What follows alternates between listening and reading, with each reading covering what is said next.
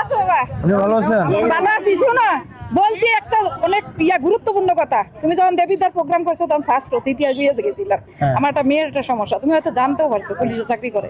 6টা মাস আমার নাতি না হাজবেন্ড মারা গেছে, খুব মানসিক টেনশন ছিল বদলির ব্যাপারে অনেক। কইছি গো আমার নাতনি আজকে কিন্তু রাগ করছে, আছে ছুটিতে আইছে, রাগ করছে কটা হাসতে বিয়েতে যাবো না, আমার অনেক ইয়ে লাগছে। কেন কেন? না, ডাকতে তো সত্যি ডাকতে কারণ ওই যে বদলি হয় না দেখে হয়ে গেছে বাবা। সেটাই তো, তার রাগ করছে কেন? রাগ করছে এইটাই যে ভাইয়ের ইয়াতে তো হইলো না। আমি হয়তো ভুলে গেছিলাম কেন করলাম না, আমি কিন্তু কেন? তোমার খুব করি। এটা কেন? আমার নাতি এটা। ভালো আছেন না? ভাই আমাদের দেশে আমাদের আমাদের এত বদলি টদলির দিয়েছে আসো আসো বলছি। আপনারা আমাদের উপরে রাগ করলে কেমন হবে বলেন?